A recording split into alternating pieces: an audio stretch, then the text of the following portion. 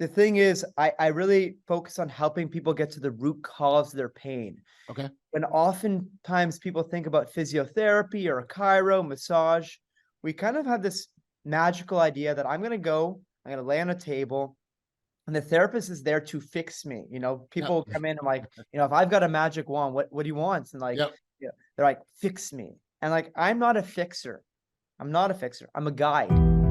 Welcome to the Audacious Living Podcast, hosted by my man, Audley Stevenson, the Odd Man.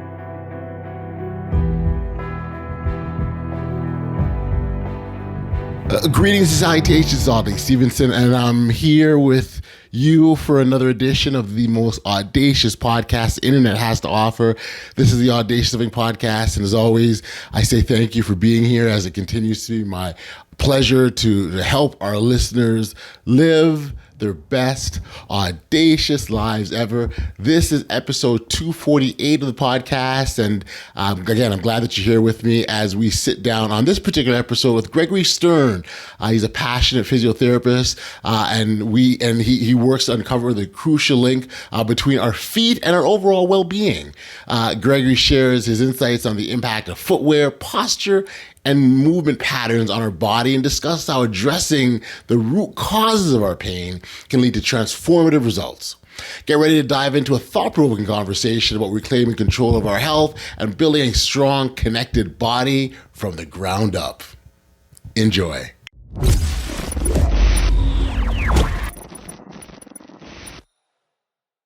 Hey, Greg, thank you for taking the time and joining me here on the Audacious Podcast. Thank you. Appreciate you doing this, man. Thanks for having me. Very cool. Very cool. Well, we often talk, we spend a lot of time in this podcast talking about different ways, individuals that can, live their best audacious lives ever. And we certainly spend a lot of time on the self-development and the mental aspect and the mindset and the focus, all those sorts of things. But there's also a physical component that is equally as important. We may not, and sometimes we take it for granted, perhaps, but it is in terms of us being able to live happy, fulfilled lives. Our physical does matter, and that's where you come in. You've got your own practice and physiotherapy practice, and you believe it starts with our feet, don't you? I do indeed. I know it starts with our feet. It's as basic as thinking about a foundation of a building needs to be solid. And oftentimes people neglect their feet, or, they think of their feet as a piece of meat that goes inside their shoe, and they kind of forget about it for the rest of the day. That is until, we start having foot issues. And it's unfortunately too common that a lot of people deal with foot issues. Right. We could certainly dive into the reasons why that's the case, but we could just think of it as like, if the idea that a human has a foot pain is like a bird having a wing pain. Okay. It's as fundamental to our bodies, that our feet are strong, mobile, supple. And, as you said at the beginning, like we often take things for granted until we start to have injuries. And that's when we start to become more aware and conscious of our bodies. And the thing is, I really focus on helping people get to the root cause of their pain. Okay. And oftentimes people think about physiotherapy or chiro, massage. We kind of have this magical idea that I'm going to lay on a table, and the therapist is there to fix me. People Yep. come in and like, if I've got a magic wand, what do you want? And like, Yep. yeah, they're like, fix me. And like, I'm not a fixer. I'm not a fixer. I'm a guide.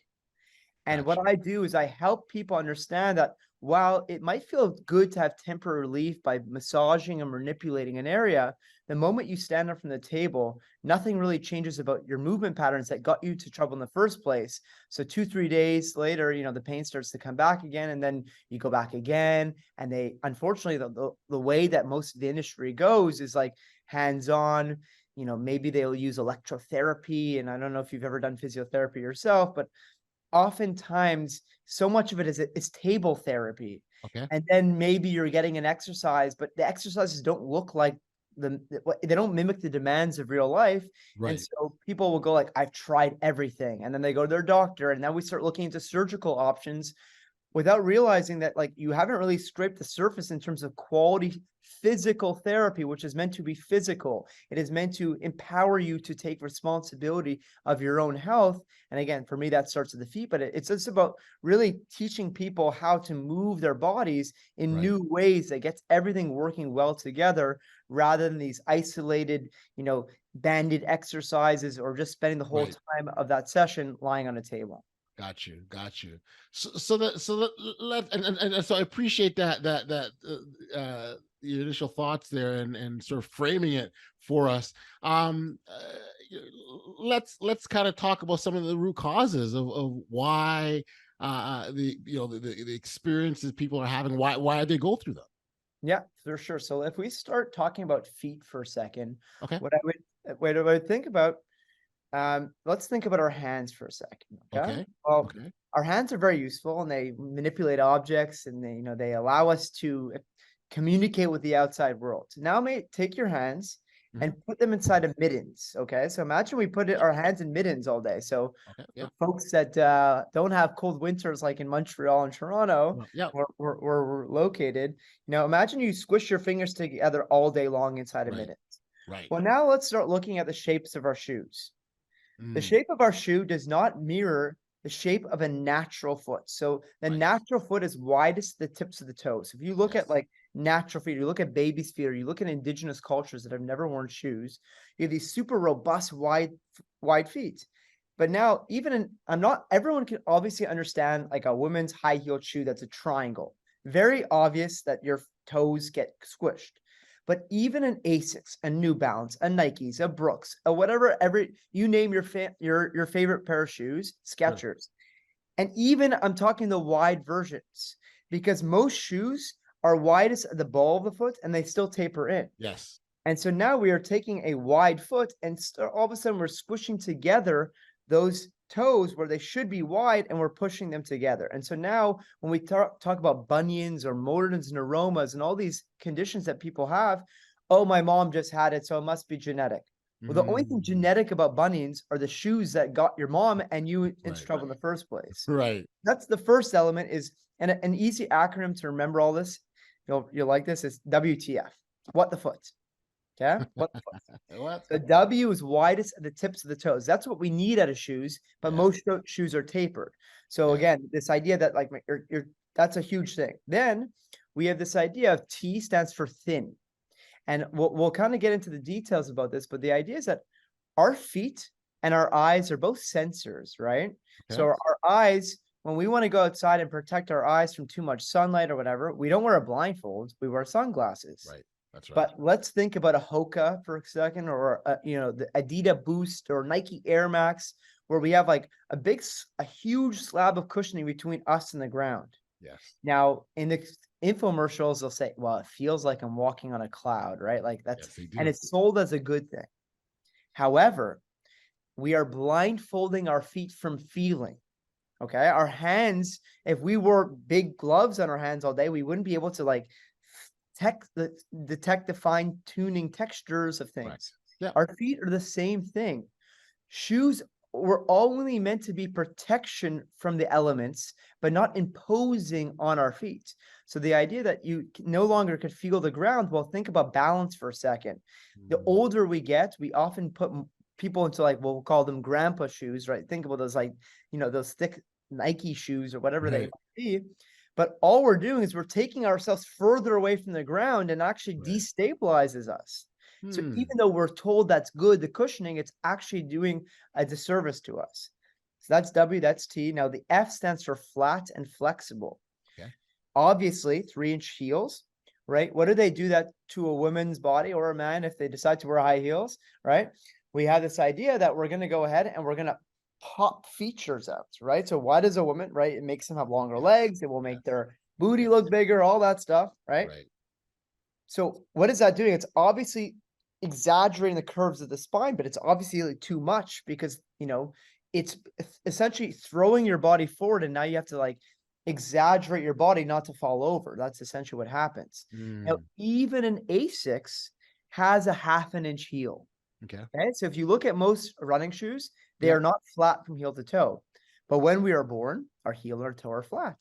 Right. But all of a sudden, what we're doing is we're taking people and we're pushing their center mass forward, and the body has to now compensate. So back pain, knee pain, that like we're just out of alignment, out of vertical alignment. And then the last thing is flexibility. We have 26 bones in our feet, Okay. 33 joints. There, a quarter of the bones in our entire body are located in your ankle and below. Wow. Okay. And now think about it this way. So I don't know if you've ever broken an arm, but we can just imagine this idea of a cast. Yes. If your arm doesn't move after 6 weeks in a cast, is your arm stiffer or is it loosey-goosey? Stiff. It's stiff. And also you look at the muscles of after you've been in a cast, like you atrophy, you have no muscles. Sure. So now we think about our feet, which is the pillar of our body, and we're taking a foot that has supposed to have a lot of movement, and we put arch support, rigidity, motion control, all these things that are told are as good, and we're stiffening the foot and not allowing it to move. So this is going to go against what most people think about good shoes. I have a good shoe, I have an Asics. That's what they're thinking, right? I have a good shoe, I have a Brooks. Yep. But if we look at how a foot is supposed to move, a foot is supposed to flatten during the walking cycle. Okay. But most people think that a foot is supposed to, like, we hear the word flat and we hear the word foot, and we're like, nope, that's a bad thing.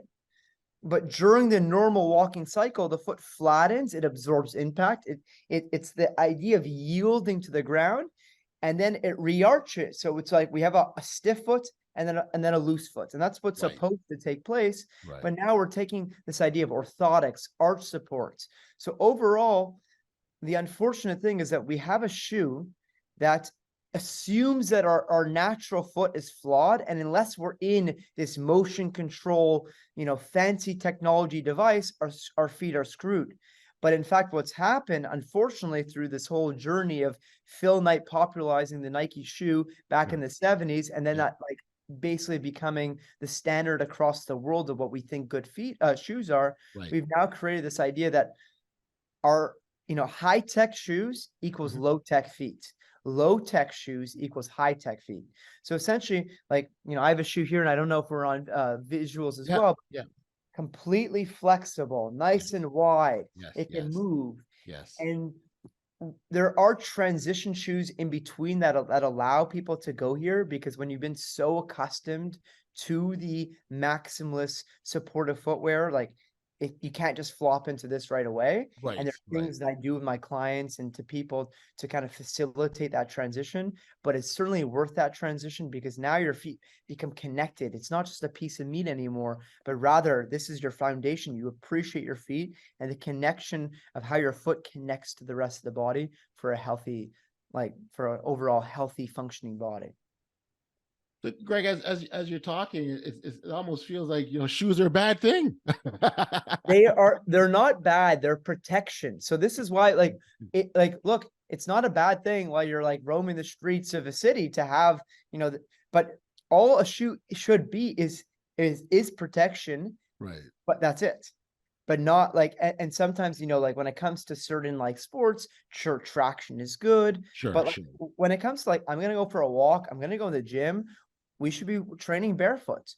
We should be walking in shoes that let our feet function well, as opposed to thinking about oh, I need to buy myself the best running shoe or whatever. A shoe that lets your foot function and move is the best shoe for you. Right. Right. So why is there, how did we get it wrong then? Why have we overlooked the fact that our feet aren't made the way our shoes are? And this is, everyone wears them, right? That's how we wear our shoes. And, there aren't a whole lot of people walking barefoot all the time, right? There's some, but not a whole lot. Yeah, for sure. Well, look, it depends on what part of the world you are right? Let's go to Africa, let's go to India. There's going to be lots and lots of places around the world where inherently, people in more rural split places will be more barefoot, and they're connected. But a big part of it is fashion. That tapered toe box shoe is certainly fashion, right? There's these idea of Chinese binding principles, way back when women wanted more slender feet, and so we would they literally change their bone structure by wrapping it up. So across time, we've done these weird things to our bodies.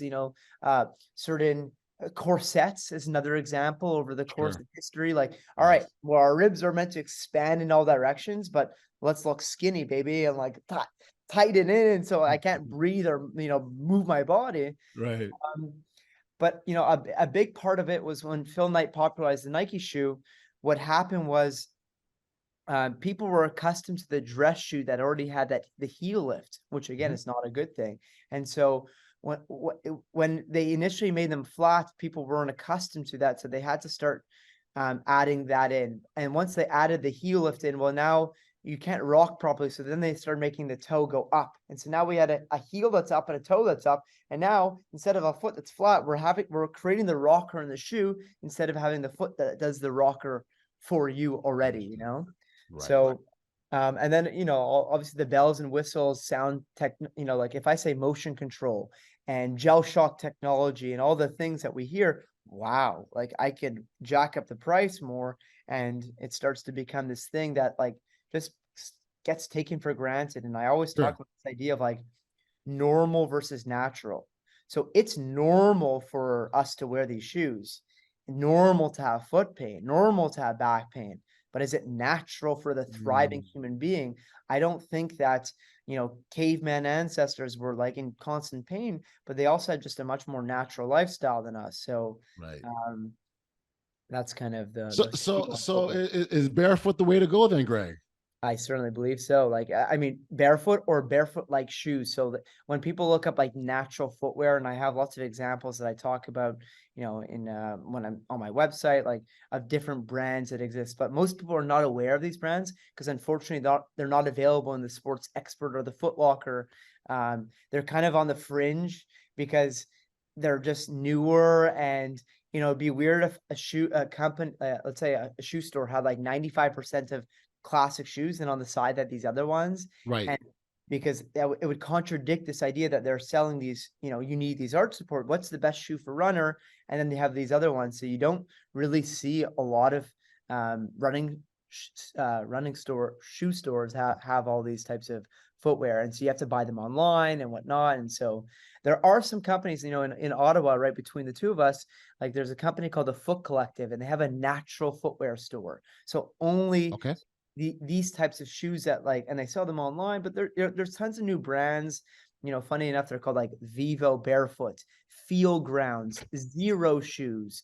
They're Right. yeah, with the idea that it's just like, yeah, we're here to protect your foot, but to not impose on the Right. foot. Right. And maybe we need a society shift or a culture shift in terms of how we, view our shoes and the A footwear we hundred percent. put on our feet. Yeah, yeah. Um, I'd love to talk about and you said earlier the fact that our feet are foundations of, as a base, as a starting point is laying foundation. And I'd love to sort of talk about the hazards of pain in your feet and what that does to the rest of your body. Yeah. Well, certainly, we want to be able to load our feet well. And so oftentimes because of the nature of our shoes, and it's not just shoes, like it's certain postural patterns that lead us to not learning to load through the whole foot. So like normally what happens is you land on your heel, then the foot flattens out into that middle foot, and then you push off through the ball of the foot into the toes. But if you're not able to pronate your foot, i.e. to flatten it properly, well, think about it this way. Instead of 26 bones yielding to the ground, well, what's upstream of the foot? And why do so many people have knee pain when they run? Well, the foot Mm, basically is now no longer able to yield, and we have this, big heel that's like a thick cushioning, and so we start to get knee pain as a result of the fact that we can't load to our foot.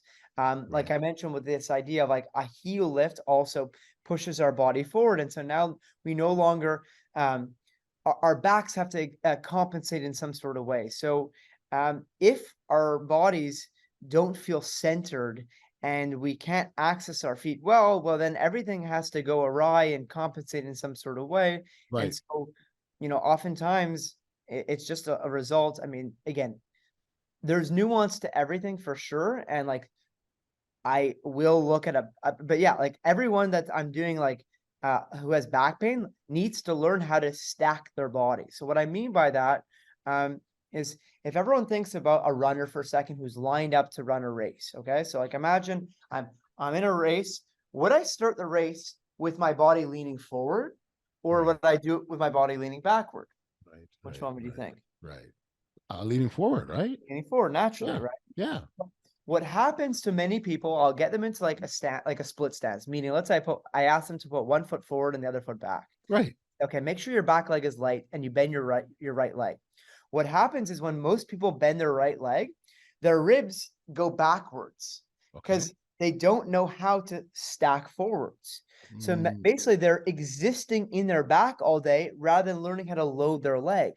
So what we need to learn how to do is get our center of mass, or think about just simply nose over toes, so that I'm leaned and stacked with mm, my head over my heart, over my hips, rather than my head and my heart behind my pelvis. right. So kind of this idea that like when we stand, we're not what happens is we're living more in our heels, and so we end up living in our backs and compressing our backs all day long. But by being in this stacked position, I now learn how to push my foot, which connects me into my calf, my Mm, hamstring, my quad, my butt, to work well together to support the back rather than my back doing all the work all the time, which mm. kind of lends me into this word posture. Yeah. um because one of the things that we hear when we hear the word posture is like, when I say the word posture, what does that mean to you? Like if it, Just your whole body, your body stance or positioning, right? And how yeah, you right. and that's exactly it. But when I now say the word good posture, what do you think about? Standing up straight and Hmm. tall and Hmm. head high, Yeah, yeah. straight. Yeah. Okay. And that's what we've been told by our parents, our teachers, society, our grandparents, right? Yeah. Sit up straight, stand up straight, don't Yeah. slouch, and keep your shoulders Yeah. back. Okay. So what I'm going to invite you to do, I'm going to take your hands and squeeze them together as hard as you can. Okay. So Gotcha. we're All going right. to squeeze, squeeze, squeeze. Yeah. Now I'm going to ask you to do this for the next 12 hours. Okay. Now, what I want you to do is I want you to, I'm already done. yeah, exactly. Exactly. So relax, relax. Thank you. So what I would like you to do now is put your hands in your lower back Yeah. and go into soldier posture that you've been told is good your whole life. So really exaggerate and feel what's happening to your lower back. Yeah. Okay. You're going to feel those muscles kind of tense up. Sure. Right. Sure. Yeah. So Yeah. now I'm going to, try my whole day, because I've been told by my mom or my dad or whoever to always be in this nice upright posture. Right. But what am I doing to those muscles? I'm engaging them 24 hours a day. Mm, Okay? But let's go and teleport ourselves back in time to, or we don't have to teleport ourselves back in time. We can just think about different cultures. yeah. So 10 years ago, I visited India, and I saw 80-year-olds who were able to do a deep squat, meaning like their heels were on the floor and their butt was basically Yeah. touching the floor Yeah. almost. Wow. And you see that across many, many cultures. Yep. But in Canada, North America, Europe, most people at the age of 25 can't do that. Okay? Mm, It's not that Indian hips are different than Canadian hips. It's the fact that culturally we sit in chairs all day with our hips and knees at the same height, and we yes. never get our knees above our hips, i.e. a deep squat position, right? Mm, You see that in children. But the point to make about all this is that look at someone's spine when they're in a natural resting posture to be squatting all the way down. Their right. spine is not straight, it's rounded. Okay. And that's what we've been doing for hundreds of thousands of years. We sat around a campfire, we sat on the floor, and we were in a deep squat with our spines relaxed and rounded. So right now, if you see me, I'm just chilled and I'm slouched a bit. Yeah. That is not only okay, I I encourage people to slouch and relax their body. Now, when Mm, people think about slouching, they just think about their head. They're like, oh, this is bad for me to have my head right. forward. Right. Right. And I Right. agree with that. But what I'm encouraging you to do is if you put your hands on your ribs, Yeah. and you're going to take a very like long, slow exhale, allow your body to just kind of relax and give yourself permission to let your back Right. kind of spring down. And now when you sit, you're kind of finding the back of your butt and you're letting yourself be in this position.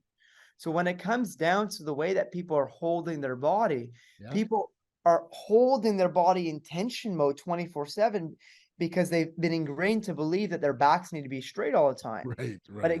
it's incongruent to the natural squat pattern. So why Mm, can't a 25-year-old squat in Montreal or in Canada, but someone who's 80 years old in Thailand, no problem? no problem. Because they've been exhibiting this shape their whole life of not having this cultural good posture type of thing, and just, Yes. I'm going to squat down, and this is how I'm going to go to the washroom. This is how Right. I'm going to just cut the fields or whatever it is I'm doing. Right. And so when I show people how to lift up from the floor, and again, back straight or not, let me go slouchy, stack my body, like I mentioned. So the idea of getting my center of mass forward, getting my leg working, and now picking up, like when I stand up from the floor, I'm going to coach someone not to let their nipples pop up to the sky. I'm going to say, okay, keep your back relaxed and push through the floor. And all of a sudden, I see people's legs start to vibrate in my clinic Right. because their legs haven't worked like this Yes. without their back for the first time in their life, and Mm, their legs go crazy. But all of a sudden, whoa, I didn't feel my back. Oh, right. let's now Right. re-ingrain this into their bodies. And I could quickly get rid of someone's back pain, not by rubbing it out, by transferring load from back to legs so that the back is supported by the body rather than, I'm gonna, like, oftentimes people like deadlift in the gym, and what happens is their knees go back and then they Yes. finish with their lower back. But we need to keep our knees forward when we pick things up so that our legs are doing the job and our back actually stays much more relaxed. Right. It's fascinating because as I'm listening to you and we're talking here, it really just says to me that so much of our issues is what we've been told by society in terms of how we should be or how we should stand or should walk or should operate. And it seems all wrong. Like and it's kind of mind blowing for me because I mean that's all we take it as second nature, right? We don't Yes, think yes. of it. We go, Yeah, this we is don't just what it is. question. But Yeah. there's some real harm we're doing to ourselves. And I don't think we're realizing that. 100%. It's probably, I'm not familiar with necessarily all the concepts you talk about in this podcast, but I just think in general, there's like this certain notion about what's considered good and bad. And even those words good and bad is Yeah. look, I hurt myself. Like the way I got into all this was a horrible ankle injury, or I should say an ankle injury that never healed itself. And I Okay. could dive into all that. But at the time, for many years, I suffered with chronic pain. And now I go on hikes barefoot, I slackline, and I have no more pain in my body. But at the time, I could view all that injury as the worst thing. I was depressed. It was horrible, right? Right. But it was the best gift for me because now I own a clinic called From the Ground Up. I'm all about, this holistic approach to health that involves you like learning to, forget the assumptions you've been told. Because the reason why I had to question all the assumptions of posture and whatnot and seek out the right mentors is because I was trying what they were telling me. Whatever it means, society. I was going to physios. I was being told I need my orthopedic shoes, I need my orthotics and whatnot, but my pain wasn't going away. And it was only until I started questioning these assumptions and I started going to these much more natural footwear and started to learn how to load my body and find the right people who taught me the right way. And now, like my body's connected, strong, and I teach this on a daily basis to my clients, and I'm getting very powerful results with people who have claimed to have tried everything and they're finally able to get out of pain because I'm empowering them to take ownership of their health rather than saying like I'm just going to fix your body by just massaging it. Mm.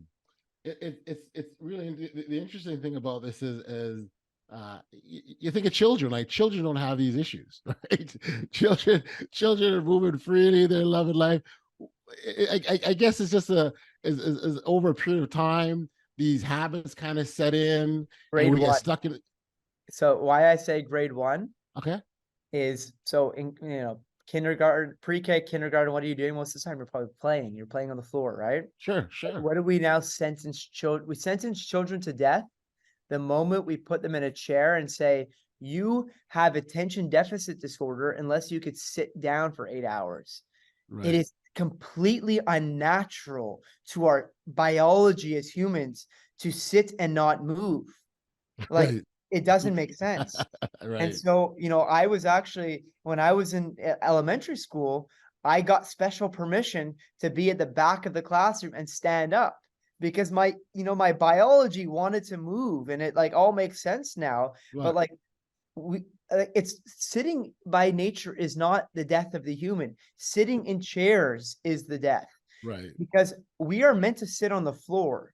I don't know when's the last time you sat on the floor here, but the In a minute, I'll admit it's been a minute. yeah, so and that's totally okay, but it's just like I invite you to think about it for a sec. Okay, let's just imagine there's 100 people in a room Okay. and everyone's sitting on the floor. Sure. No one will be sitting in the exact same way if they're sitting on the floor. Because what happens is, okay, let's say I'm sitting one way and my legs are one way. And then I get a signal like maybe a minute later saying, I'm uncomfortable. And guess what happens? You move. That's But right. when you sit in your $700 chair that's ergonomic and whatever, and so cushy and cozy, Sure. well, what happens? And you're sitting up straight, Yep. you don't really get the signal to move your body.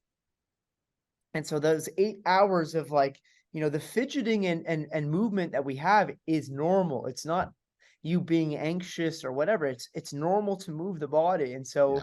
so yeah, like it's just by nature.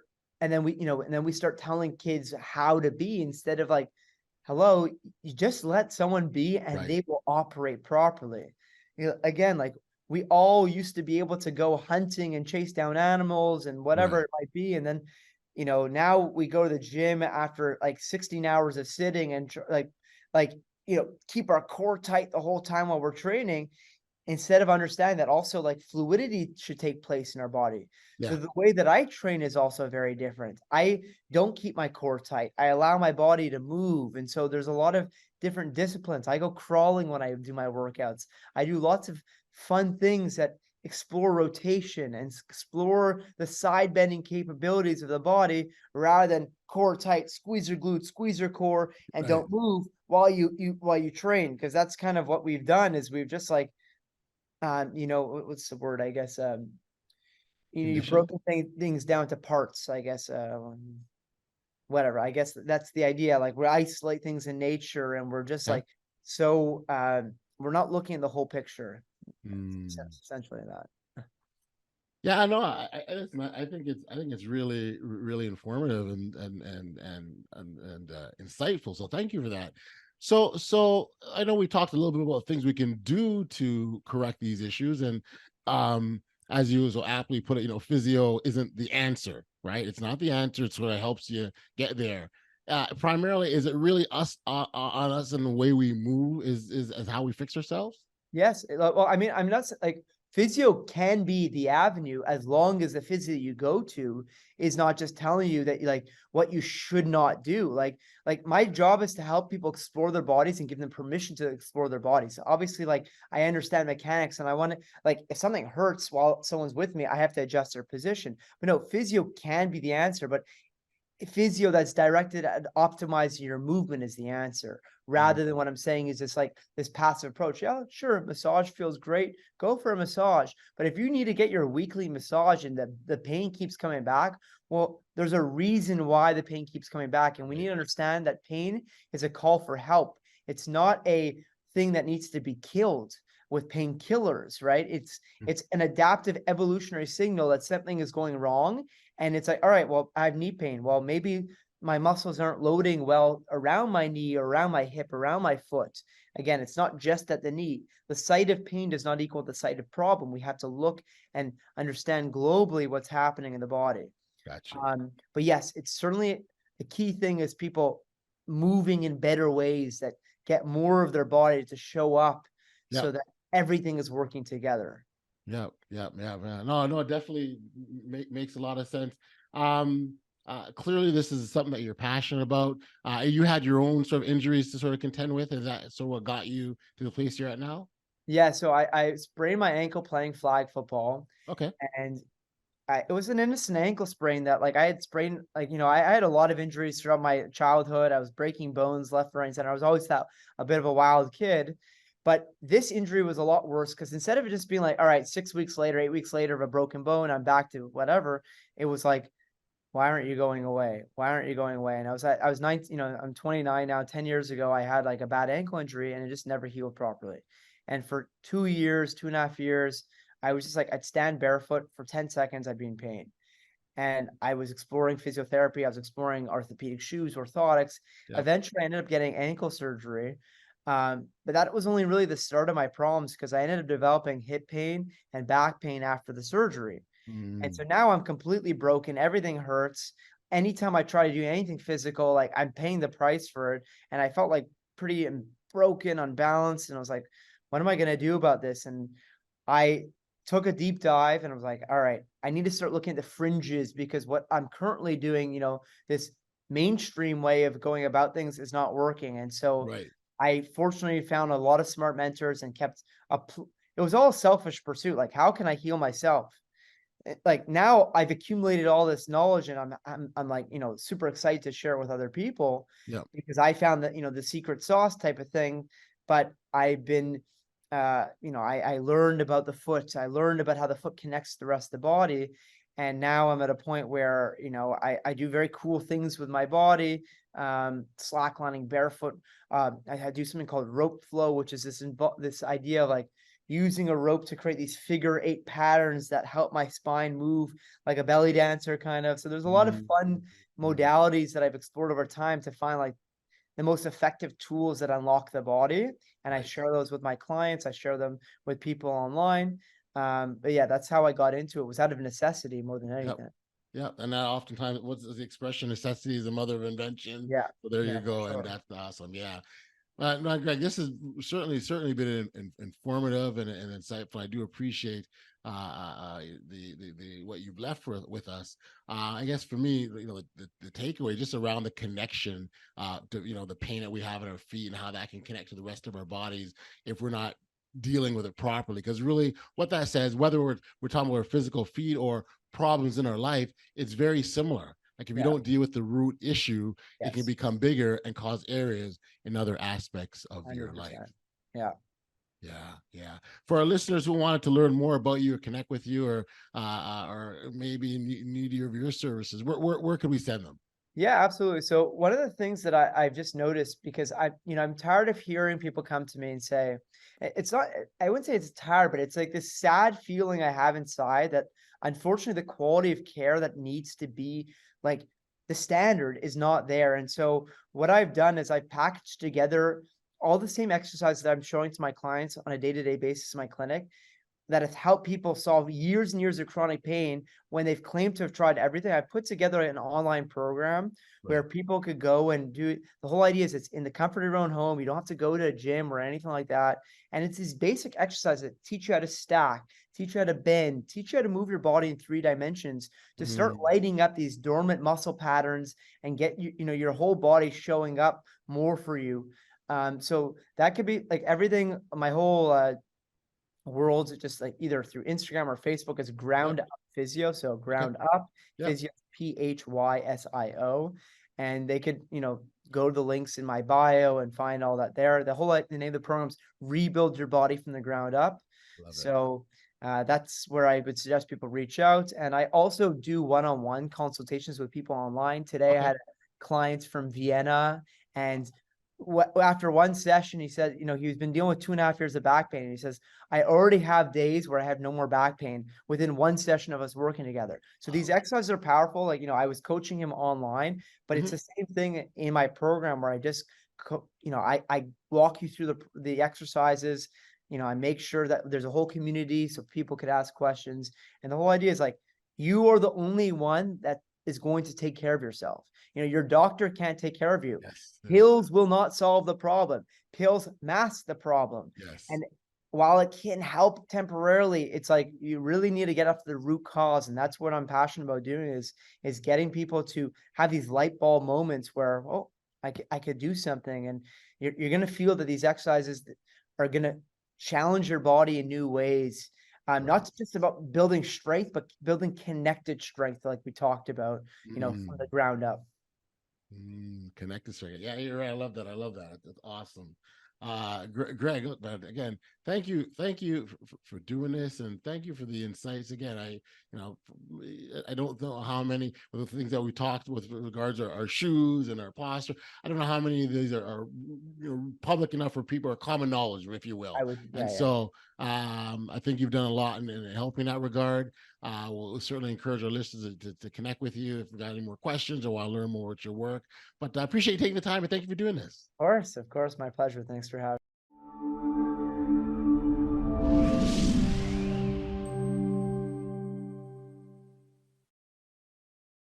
Back we're here on the podcast, and much thanks and appreciation goes out to Greg for sharing his valuable insights and expertise during our conversation. Greg, your passion for helping people understand the importance of proper foot care and movement is truly, truly inspiring. I appreciate you taking the time to be here on the podcast and sharing your knowledge and insights with our audience. If there are listeners that are interested in connecting with you or wanting to learn more about Greg and the work that he does, certainly the details can be found in our show notes, and I encourage you to connect with him directly. I really enjoyed the chat I had with Greg, but if there's just one thing I take from the conversation, it'd have to be this. Pain in its many forms is an inevitable part of the human experience. Whether physical or emotional, it can be a powerful force that shapes our lives and influences our decisions. While it's natural to seek relief from pain through various means, it's equally important to recognize the value of understanding its root cause. By delving into the origins of our pain, we can gain valuable insights that not only help us address the immediate symptoms, but also work towards long-term healing and growth. Identifying the root cause of our pain requires a willingness to explore our experiences, emotions, and circumstances with honesty and vulnerability. This process often necessitates introspection and self-reflection, and it may also involve seeking the support of trusted friends, family members, or even professionals. By examining our pain from a holistic perspective, we can begin to unravel its complexities and gain a deeper understanding of the underlying factors. One of the most common sources of pain is unresolved emotional trauma. Past experiences of loss, rejection, or betrayal can manifest as persistent emotional pain, affecting our relationships, self-esteem, and overall well-being. Acknowledging and processing these emotions is a crucial step towards finding relief and healing. Whether through therapy, journaling, or engaging in meaningful conversations, confronting our emotional pain can lead to profound personal growth and resilience. Similarly, physical pain can often have roots that extend beyond the surface symptoms. Rather than merely treating the immediate discomfort, it's essential to consider the lifestyle factors, habits, and underlying health conditions that may be contributing to the pain. By addressing these underlying causes, such as poor posture, unhealthy diet, or untreated injuries, individuals can take proactive steps to manage and alleviate their physical discomfort in a more sustainable manner. In some cases, the root cause of our pain may be deeply embedded in our belief systems, and as well as our thought patterns. Negative self-talk, limiting beliefs, and distorted perceptions of ourselves and the world can perpetuate emotional distress and hinder our ability to experience joy and fulfillment. Engaging in practices such as mindfulness, cognitive behavioral therapy, and self-care can help individuals identify and challenge these destructive thought patterns, paving the way for profound emotional healing and personal transformation.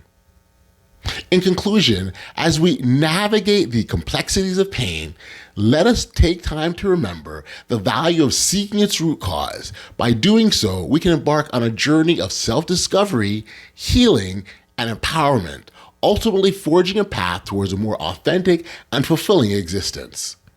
Embracing our pain and seeking its origins not only enables us to find relief and restoration, but also empowers us to cultivate greater passion and understanding for ourselves and others.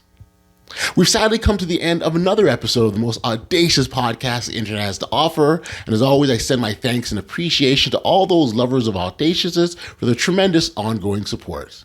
Until next time, stay safe, be kind, show love to one another, and be audacious. You've been listening to the Audacious Living Podcast, hosted by Audley Stevenson. If you enjoyed what you heard, be sure to like, subscribe, and share.